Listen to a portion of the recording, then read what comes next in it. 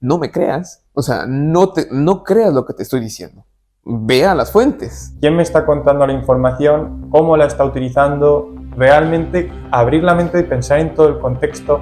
Yo creo que tenemos una contradicción en México acerca de cómo interpretamos la historia prehispánica. Hablamos el mismo idioma, Claro. ¿por qué no fomentarlo? Claro. Tenemos una religión muy común. Este discurso indigenista se ve por todos lados, pero ¿dónde está la contradicción? La contradicción es que los herederos de estos pueblos no están en las pirámides, están vivos en las comunidades que hoy se sienten abrazadas por el catolicismo. Sí, imagínate, Eduardo, que nos hubiéramos puesto en esta entrevista yo desde mi perspectiva española y tú desde la mexicana y nos ponemos aquí a ir a un blanco y negro en el que no nos hubiéramos entendido nunca. Y lo bueno de esto es escuchar al otro y entender lo que tiene que decir, que yo creo que así es como se progresa. Hay que estar abiertos constantemente a escuchar el lado que no es placentero. Y ese es el problema, se hace más caso a la persona que no ha ido al archivo que a la que ha ido al archivo. ¿Sabías de la importancia de las limosnas en el siglo XVI? ¿Cuántos santos canonizó la monarquía hispánica? ¿Los santos conectaron a la hispanidad? ¿Hubo corrupción del papado en la concesión de santos a Felipe II? ¿Cómo se convencía a un papa de canonizar a un santo? Hoy entrevistamos al historiador mexicano Eduardo Ángel Cruz, que nos hablará de los santos que conectaron en su día a la hispanidad y cómo a alguno de estos se le cambió el significado, convirtiéndolos en símbolos independentistas. No se lo pierdan y descubran este episodio de nuestra historia. Las personas que crearon las primeras gramáticas del náhuatl, del quechua, son y fueron frailes. La guerra de las vírgenes y de los estandartes, una proindependentista, la Guadalupe, y una, digamos, pro mantenerse española en la corona española, que es la de los remedios. Interesante. Luego había otro tema que yo quería traerte aquí por eso, Eduardo, porque creo que es muy interesante que nos cuentes la historia de la Virgen de Guadalupe, que me has dicho que en México, claro, desde España quizás no tenemos esa concepción de lo importante que es para México, claro, esta Virgen. Creo que nos cuentes un poco la historia de esta Virgen. ¿Es algo que nace en España? ¿Es en México? Creo que la Virgen también es un gran ejemplo acerca de cómo cambia una devoción para significar cosas diferentes. Por un lado, la Virgen de Guadalupe es una imagen que nace en Guadalupe, en la parte de hoy Extremadura, ¿no? Cerca de la villa de Cáceres. A partir del hecho de que muchos conquistadores salen de la región extremeña hacia el Nuevo Mundo, pues para hacer riquezas, para pelear y hacerse este ideal, ¿no? del caballero, con cuya capacidad militar es capaz de hacerse de un nuevo reino y demás, salen, pero también llevan sus saltos. Y una de las imágenes que lleva consigo es la Virgen de Guadalupe. Entonces, después de instalarse muchos de estos hidalgos en lo que hoy es en México y en Perú, empiezan a haber problemas acerca de los dineros que genera y que los fieles de esta devoción a nivel local claman como suyos. Los frailes de Guadalupe, España, van a decir, esto es nuestro, ¿no? A partir de entonces se generan muchos problemas porque dicen, bueno, espérate, si la imagen local en México se llama Guadalupe, entonces nos toca a nosotros este dinero, ¿no? Claro, para un mexicano, para un latinoamericano, esto parece más bien extraño. Lo que nosotros sabemos acerca de la historia de la Virgen es lo que está en su hagiografía, en su historia mariofánica, que es un día de 12 de diciembre de 1531, estaba un indígena náhuatl llamado Juan Diego, que caminando por los cerros del cerro del Tepeyac, que quiere decir cerro de nariz en náhuatl, ve y tiene imágenes de la Virgen. Después de una serie de intercambios, la Virgen le dice, bueno, quiero que me erijas una imagen aquí y, una ermita aquí para mi devoción. el indígena va con el arzobispo y el obispo dice que no, hasta que no le traiga una prueba, y la prueba son rosas que por ser diciembre parece bastante raro que salgan, sobre todo en un cerro donde no crecían tales. Arzobispo. Dime, Juan Diego. Señor, hice lo que me ordenates. Y ante los ojos del obispo, estas rosas se imprimen mágicamente en la tilma, en la capa, en el ayate de este indígena, creando la primera arqueropolleta, que básicamente quiere decir una imagen no creada por humanos, sino de pintura celestial. Aquí las tienes, arzobispo. Recíbelas.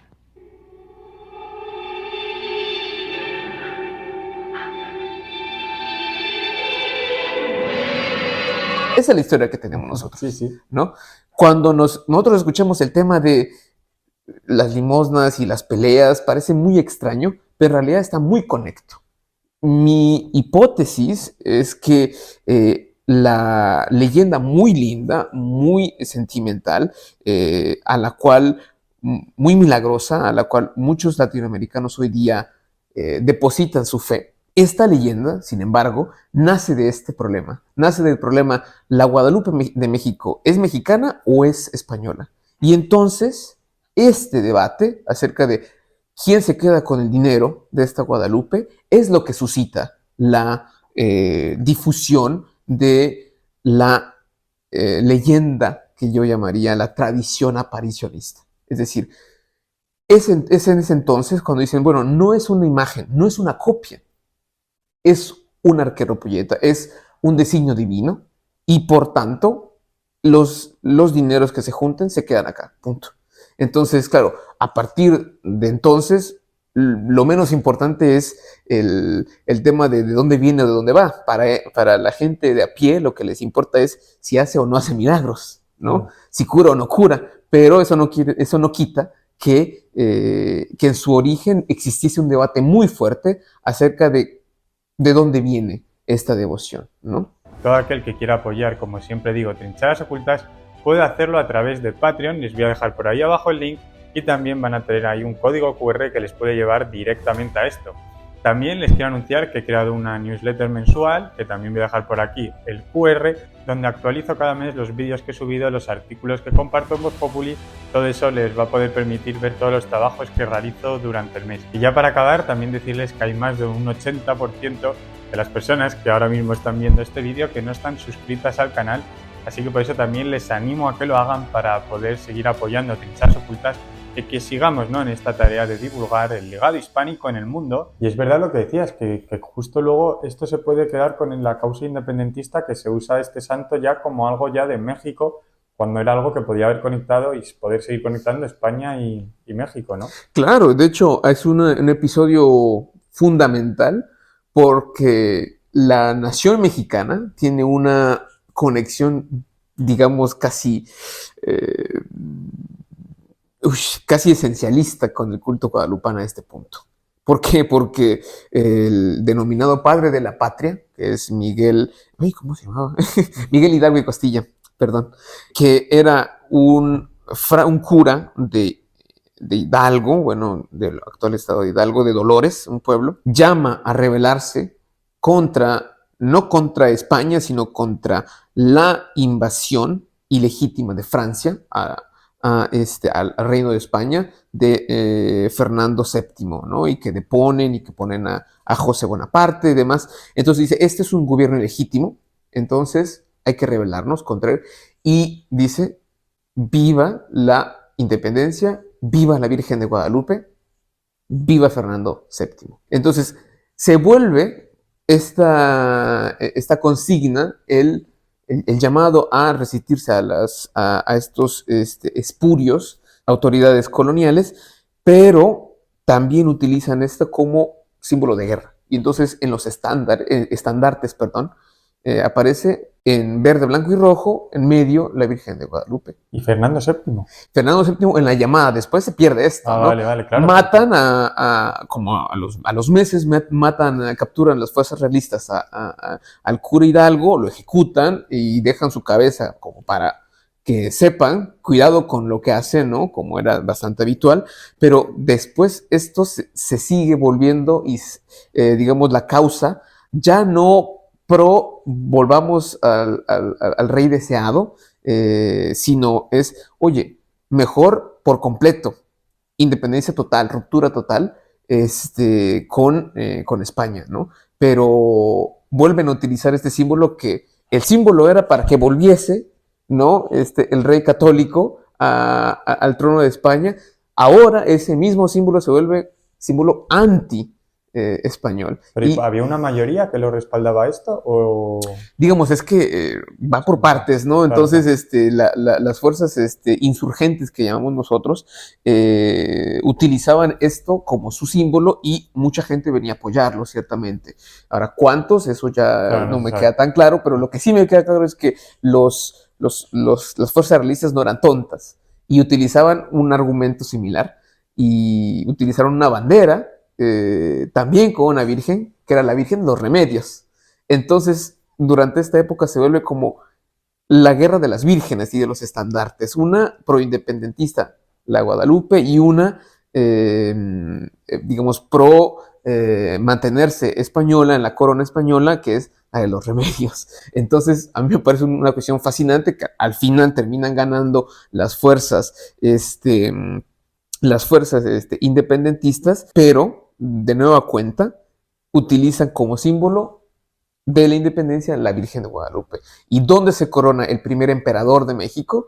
Que, por cierto, México no nace como una república, sino nace primero como un imperio de muy corta duración, pero al fin y al cabo un imperio, utilizando precisamente los símbolos de los guadalupanos. Entonces, es casi imposible desligar la historia del México independiente de la Virgen de Guadalupe, por lo cual es tan difícil hablar de este tema sin que se involucre tanto el tema religioso como el sentimiento patriótico. Entonces le tocas a los mexicanos esto y les declaras la guerra, básicamente. Iturbide, Agustín de Iturbide. Ah, no sabía que fue emperador primero. Sí, Agustín era realista. Agustín, es decir, era de las huestes que básicamente acabaron con el movimiento insurgente, pero después dice, ostras, con esto de la Constitución de Cádiz, como que tenemos la de perder, ¿no? Entonces, en aras de mantener los privilegios de la Iglesia y de las órdenes militares y en general el statu quo, se voltearon y dijeron, ¿sabes qué? Mejor nosotros vamos a hacer lo nuestro, que allá en España se anden peleando con esto de la Constitución y nosotros mantenemos un imperio independiente que es el Imperio Mexicano, el primero, ¿no? Después llega el periodo del Segundo Imperio, cuando los franceses mandan a Maximiliano, ¿no? a México, pero el primer periodo es el de Agustín Iturbide. Dura un año y medio, después termina peleándose con otras élites y lo ejecutan al pobre, pero bueno, esa es la historia del primer y muy breve imperio mexicano. Pienso que desde España no somos conscientes tampoco muchas veces de lo que significaron esas independencias, ¿no? Para ahora países como México, porque no conocemos esos 10 años, quizás no conocemos la historiografía clara de qué pasó. A lo mejor aquí ahora hay alguien que se sorprende que existiera un imperio mexicano antes que una nación mexicana. O sea, claro. Todo eso es algo muy curioso que un día, Eduardo, te quiero traer otra vez para que hablemos, si quieres, de esa independencia y nos cuentes todo eso que no nos han contado de la independencia. Y para ir acabando, me gustaría preguntarte figuras como Hernán Cortés, porque hablábamos de la Virgen de Guadalupe, ahora vamos con otra polémica, Hernán Cortés. ¿Qué imagen tiene en México? Me encantó mucho una historia que me contaste de los restos de Hernán Cortés, cómo fueron pululando por ahí. Que no... Claro, porque durante el periodo independiente existe un debate constante acerca de qué hacer con símbolos, ¿no? Lo que antes para un partido, que era el Partido Conservador, eran símbolos de continuidad de legado histórico acerca de la religión católica, para el Partido Liberal era algo bastante problemático, ¿no? Entonces el Partido Liberal, que desamortiza los bienes de la Iglesia, es decir, se los quita, básicamente se los quita para cubrir sus deudas pendientes, que tienen muchas, genera este problema. Y dentro del debate está, bueno, el conquistador Hernán Cortés, ¿qué onda? ¿No? O sea, porque desde el siglo XVII se genera una especie de, no diría devoción, pero ciertamente sí un interés por saber qué pasó en la conquista, ¿no? O sea, yo a eso le llamaría como un primer revisionismo histórico. ¿Y que rescata lo indígena, quizás? ¿O? Claro, porque una de las personas que genera la primera biografía, que escribe las primeras biografías de Hernán Cortés de manera muy, casi como ensalzándolo, es Carlos de Sigüenza y Góngora, que es uno de los más reconocidos poetas y, vamos a decir, científicos físicos mexicanos criollos, ¿no? En el siglo XVII, conocido bastante por su vínculo, por su amistad con Sor Juana Inés de la Cruz, ¿no?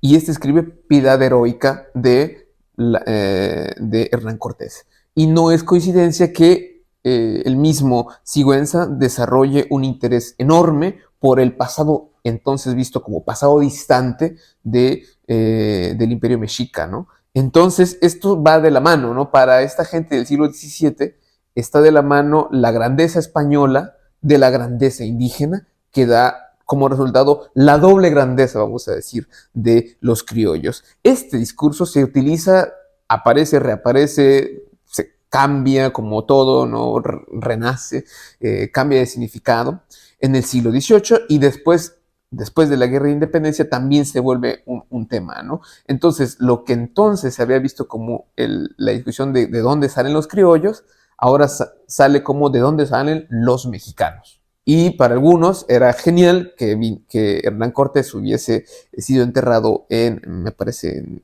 no me acuerdo si en la Catedral de México o en la iglesia de San Francisco de México, pero en todo caso que sus restos estuviesen allí, mientras que otros dicen, no, hay que sacarlos, hay que trashumarlos y porque esto representa la opresión y quién sabe qué.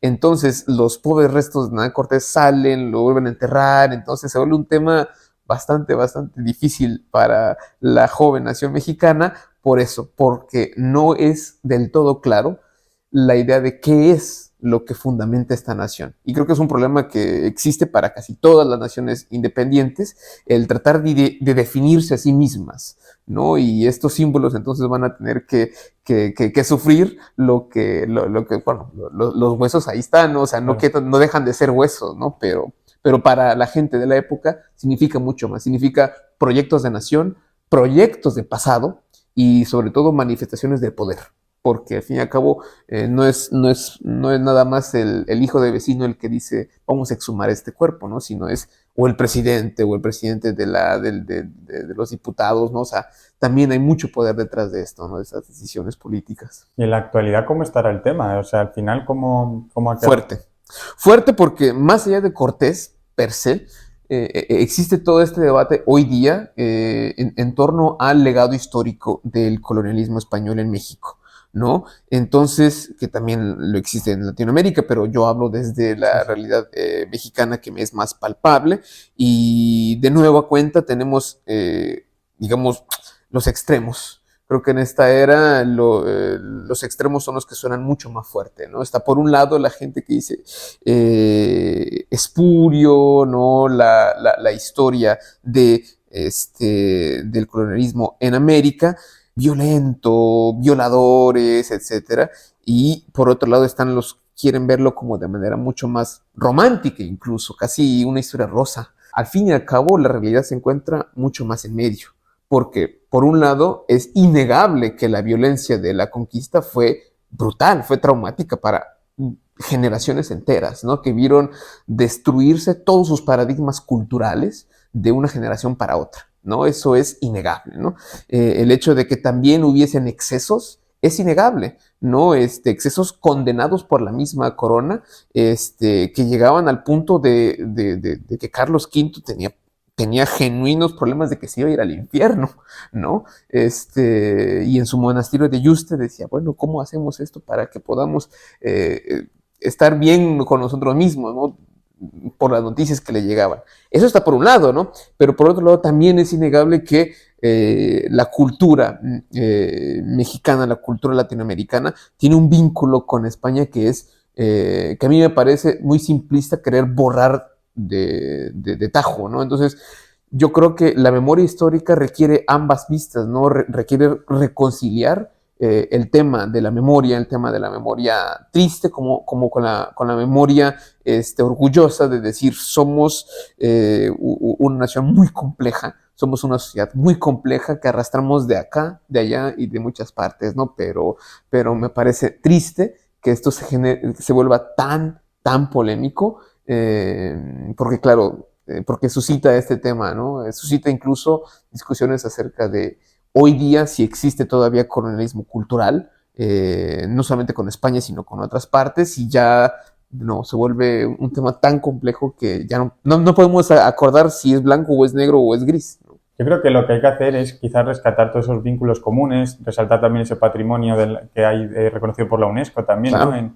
En Hispanoamérica, que hay muchísimo. Y es verdad, no todo está en blanco y negro. Hay que entender las versiones también que nos quieras trasladar, otros historiadores también, y entre todos escuchar todas las versiones y no cerrarnos a entender por qué, por ejemplo, ocurrieron excesos que seguramente ocurrieran. Porque yo lo que veo mucho en este aspecto, no sé si tú lo ves igual, Eduardo, es que quizás la corona sí que podría tener ese deseo de incluir a todos los indígenas y tal, pero luego la gente que va allí es que es muy complicado. Si ya pasa en la actualidad, no hay que imaginarse tan complicado que es ir al otro lado del océano, lo que podrían hacer personas que sí, que hay juicios de residencia, que todo esto, pero que al fin y al cabo la corona hizo una norma y te la puedes saltar perfectamente. O sea. Exactamente, o sea, creo que como yo le diría a mis colegas españoles, que hay que estar abiertos constantemente a escuchar el lado que no es placentero de toda guerra. Sí, podemos decir que las guerras no se ganan a abrazos, ni a besos, ni con flores, que existe una violencia, pero también hay reportes bastante claros que la violencia ejercida en los nuevos reinos descubiertos, conquistados, dejaba a muchos con problemas de conciencia cristiana, ¿no? Es decir, los excesos eran inusitados, ¿no? Y generaban esta problemática. Esto también hay que rescatarlo del lado español, ¿no? Por otro lado, le digo a mis colegas mexicanos que no utilicen esto como la única cosa del legado español en América, ¿no? Porque claro, porque también existió, digamos, un ejemplo que me queda perfecto para esto es el tema de las lenguas, ¿no? Porque por un lado, las lenguas indígenas originarias del hoy Latinoamérica, es cierto que muchas se extinguieron después del arribo de los españoles, ¿no? Pero también es innegable que muchas de estas lenguas se codificaron gracias a la llegada de los frailes. Entonces, uno es indisociable del otro. Tanto la extinción de muchas de estas lenguas no puede ser ignorada, como tampoco puede ser ignorada que las personas que crearon las primeras gramáticas del náhuatl, del quechua, son y fueron frailes, ¿no? Entonces, frailes españoles, ¿no? Con el interés no con un interés humanista de entender, con el interés de convertir a la población nativa en sus propios términos, en sus propias lenguas. Entonces, uno es indisociable del otro, ¿no? No hay tema ni puro. En la historia no hay blancos y no hay negros, ¿no? Eduardo, quiero aprovechar que te tengo aquí porque un argumento también que tenemos en España es que en ese momento los españoles llevan el catolicismo y lo podemos ver actualmente que tenemos esos vínculos comunes, hablamos el mismo idioma, ¿por qué no fomentarlo? Tenemos una religión muy común que seguro que es mucho mayor en Hispanoamérica, pero un tema también que me parece muy interesante es que siempre que se habla de lo prehispánico, en México se rescata muchísimo, como si fuera eso el sentimiento de pertenencia, que todo viene de ahí y no de la mezcla, sino todo prehispánico. Pero mi pregunta es, ¿cómo era la situación antes de la llegada de los españoles? Porque nosotros pensamos muchas veces que ahí ocurría pues también genocidios, canibalismo entre las tribus, o que no existe un indio neutro. Desde México, ¿qué visión se tiene de lo que había antes de España? Es una pregunta muy interesante. Yo creo que tenemos una contradicción en México acerca de cómo interpretamos la historia prehispánica. Porque por un lado está ciertamente el interés de rescatar lo que se perdió, porque claro, muchas generaciones, no tanto por la guerra, que también, sino por las epidemias que decimaron brutalmente a la población. Entonces, eso existe, ¿no? Pero por otro lado, está un poco la idea de utilizarlo las sociedades indígenas del pasado como el símbolo de la grandeza del Estado mexicano, ¿no? No digo de los mexicanos, sino del gobierno. Este discurso indigenista se ve por todos lados, pero ¿dónde está la contradicción? La contradicción es que los herederos de estos pueblos no están en las pirámides, están vivos en las comunidades que hoy se sienten abrazadas por el catolicismo, que convirtieron la iglesia en lo suyo, ¿no? Y que, por tanto, tienen una identidad muy compleja, pero al mismo tiempo son los grandes olvidados del mismo Estado que utiliza sus pasados, sus antepasados, como símbolo de legitimidad.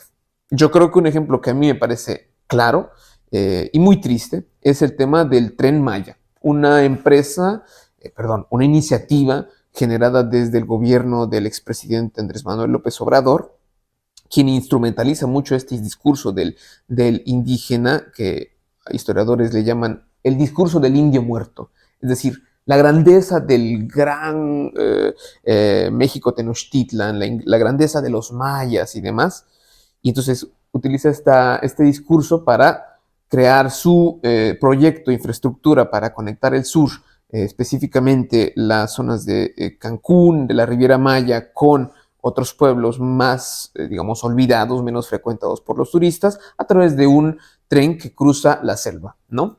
El problema es que esta empresa, quitando el ecocidio que ha generado, y que es muy fácil de documentar nada más con una búsqueda de Google muy veloz, quitando eso que es grave, el tema también es que este territorio que el gobierno utiliza para diseñar su traza del paso del Tren Maya, le pertenece a las tribus mayas, a los descendientes de los mayas, ¿no? Y entonces el gobierno se los quita y les devuelve y les paga cantidades ínfimas, y sin tomar en cuenta que aún hoy en día estas comunidades identifican su relación con la selva como algo simbiótico, como algo casi sagrado para ellos, y al gobierno le vale poco y se lleva todo, ¿eh? Entonces, a los descendientes de los mayas les quita sus tierras y aparte le pones el Tren Maya, ¿no? Esto para mí encapsula la ironía como la hipocresía de utilizar este discurso pseudo indigenista, pero solamente para las tribus del pasado, para los gobiernos del pasado, pero para los del presente, para las comunidades que hoy día encarnan, ¿no?, en su propia existencia, ¿no?, la grandeza de estas sociedades mayas. Para ellos nada. Para ellos quítales las tierras, para ellos quítales, destruyes la selva, déjalos sin agua, ¿no? Y ahí es donde está, para mí, la gran problemática, ¿no?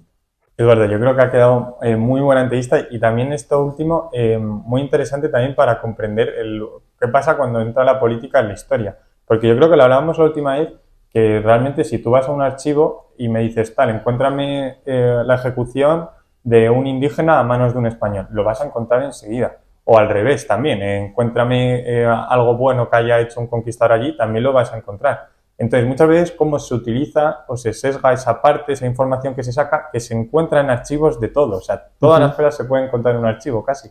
Es como el sentido que tú le das, y eso también es para que los escritores abran un poco la mente de quién me está contando la información, cómo la está utilizando, realmente abrir la mente y pensar en todo el contexto. Esto es un caso típico o que alguien lo está atípico, perdón, que alguien lo está haciendo común para como que fuera lo que pasaba realmente. Es como abrir la mente, ¿no? Es como la moraleja que saco hablando contigo, Eduardo. Claro, y de hecho lo que le enseño siempre a mis alumnos es: no me creas, o sea, no creas lo que te estoy diciendo.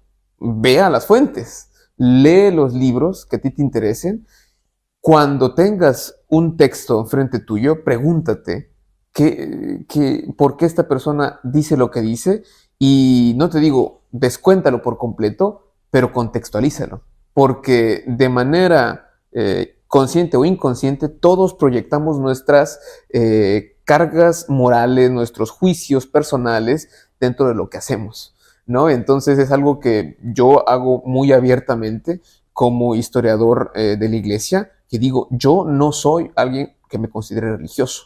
Y más vale que lo diga desde ahora, porque si no van a decir, es que este es un jacobino, ateazo, hereje. No, no, yo lo que hago es, desde mi perspectiva, leo estas fuentes y con base en toda la bibliografía que existe, lanzo esta hipótesis, ¿no? Podemos discutirlo al respecto, pero yo ya dejé en claro cuál es digamos, mi carga moral, ¿no? Para que puedas ver mi trabajo de manera más clara. Y eso creo que nos falta hacer un poco a todos, ¿no? Es decir, yo nazco en un sitio con una cultura, necesito ser consciente de que tengo esta carga cultural encima, este bagaje, entonces no lo desestime, sino sé consciente de ello y también sé consciente de los demás para que a partir de allí podamos concentrarnos más en los argumentos, concentrarnos más en los hechos y llegar a algo constructivo, porque si no, nada más nos tiramos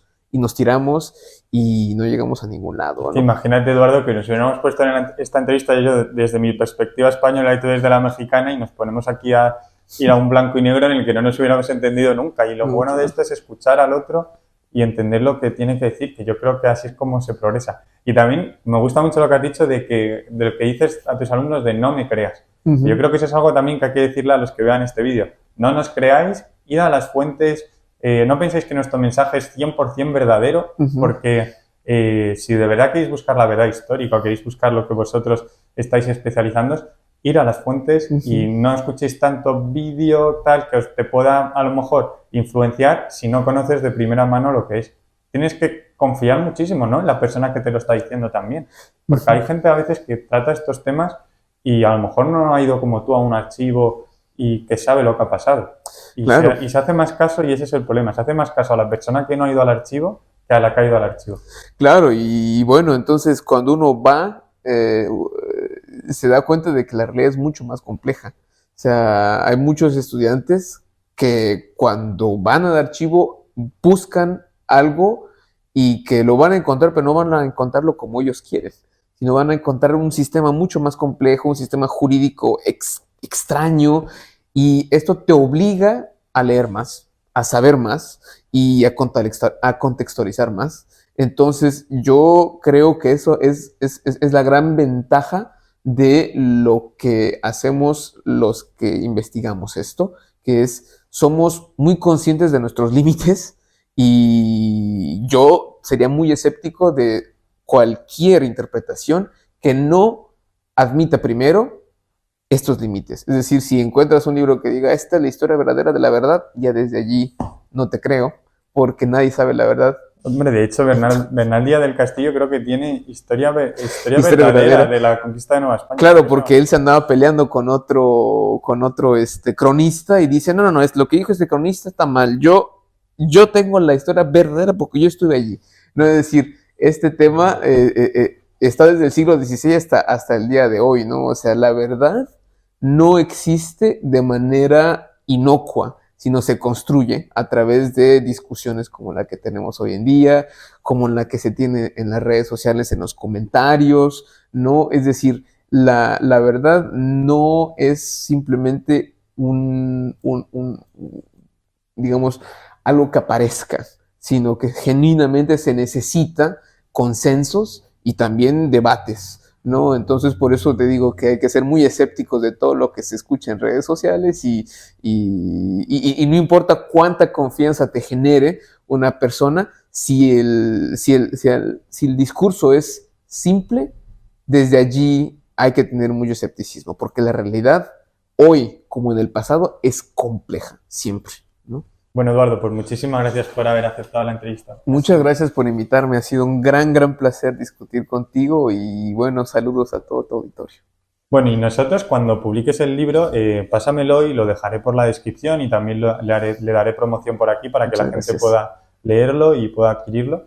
Muchísimas gracias a Eduardo por haber estado aquí. nosotros nos vamos a despedir. Espero que les haya servido también para abrir un poco la mente y cuestionar todo lo que les digan, tanto por este vídeo, por detrás de un dispositivo. Me ha gustado mucho el mensaje de Eduardo. El mensaje simple no siempre tiene la realidad. El pasado es súper complejo y eso también hay que ser capaces de abrirse para entender la complejidad del contexto de un pasado, que no todo es blanco y negro como nos lo suelen pintar.